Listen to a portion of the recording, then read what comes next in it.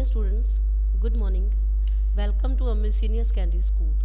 Students, आज मैं आपको इस ऑडियो में 10th क्लास की हिंदी का जो हमने एक पाठ शुरू किया था जिसका नाम था नर्स कहानी, पाठ नंबर 9 है, जिसमें हमने उसका एक पहले ऑडियो में ये पढ़ा था कि इस कहानी में महेश नाम के लड़के का एक ऑपरेशन होता है जिसके कारण उसको हॉस्पिटल में रखा जाता है। लेकिन महेश जो है अपनी माँ के बगैर नहीं रह सकता, इसीलिए वो उससे जब उससे मिलने आती है तो वो उसे वापस जाने नहीं देता।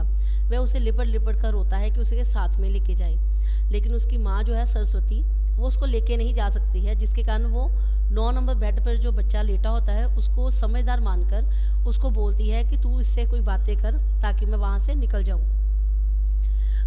उससे बातें करते हुए जब वो लड़का बातें कर रहा होता है महेश के साथ तो उसकी माँ निकल जाती है। तो जब उसको याद आता है अपनी माँ के बारे में तो वह फिर से रोने लगता है।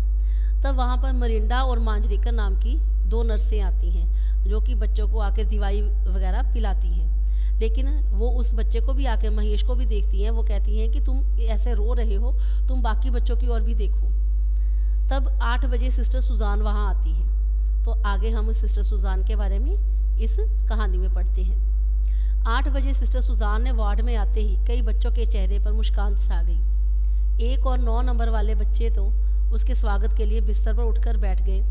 सिस्टर ने उनकी ओर हाथ हिलाया और बच्चों का टेम्परेचर देख रिकॉर्ड करती उन्हें दवा का डोज पिलाने लगी। सुजान जब 9 नंबर बेड के बच्चे के पास पहुंची तो बोला, सिस्टर जो 5 नंबर है ना, सारा दिन मम्मी मम्मी कहकर रोया है।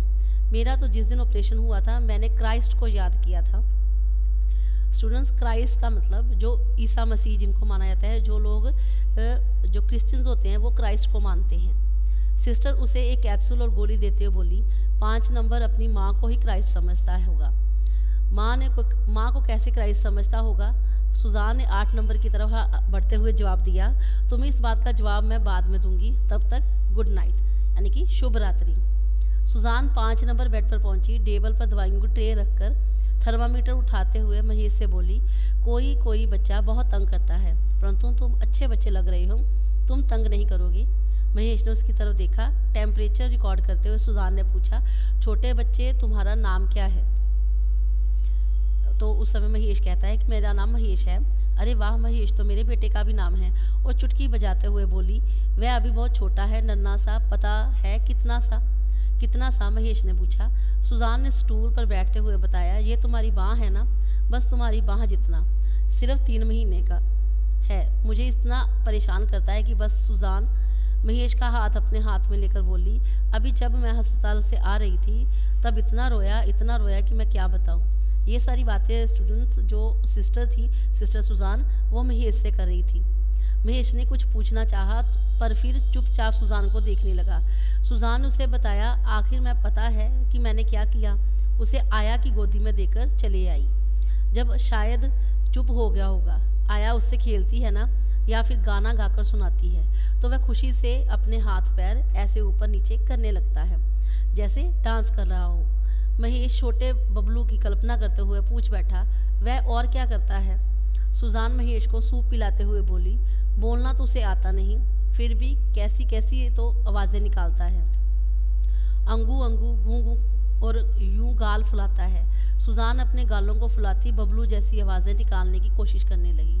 महेश को हंसी आ गई। सुजान उसे दवाई पिलाते हुए बोली, मैं तुम्हें अपने शैतान बबलू की तरह की बहुत सी बातें बताऊंगी, लेकिन बाद में, अभी तो मुझे काम है ना। कोई भी काम हो तो बेल बजाकर मुझे बुला लेना, जैसे घर में मम्मी को बुलाते हो। अस्पताल में ही नर्स में ही मम्मी होती है। स्टूडेंट्स, इसी के साथ ही मैं आपको कुछ क्वेश्चन दूंगी जिसके एक क्वेश्चन और 4 ऑप्शन होंगी। उनमें से एक सही होगी जो आपने इस कहानी को सुनकर अच्छी तरह से उसे लिखना है। पहला प्रश्न है कि प्रस्तुत कहानी का लेखक कौन है? जयशंकर प्रसाद, कला प्रसाद, मन्नू भंडारी या उषा आर शर्मा। लेखिका के काव्य कौन से हैं? ममताजु लहरु 1963, ममताजु लहरु 2006, वारन में मूल, उपरोक्त सभी। उसके बाद है महेश, नर्स कहानी का प्रमुख पात्र कौन है? मनोज, महेश, सिस्टर सुजान या सभी? महेश किस नंबर के बेड पर बैठे बातें कर रहा था? 7 नंबर, 6 नंबर, 9 नंबर या 10 नंबर? महेश की माँ उसकी बहन को कहाँ छोड़कर आई थी? रज्जू के पास, शाम के पास, घर पर या स्कूल में? शब्दों के अर्थ लिखिए। पहला है मुलाकाती, बाह पर ऑपरेशन, फिर है फुर्सत और फिर है सिस्टर। स्टूडेंट्स, ये सारा काम आपने अच्छी तरह से अपनी कॉपीज पे लिखना है और अच्छी तरह से याद भी करना है।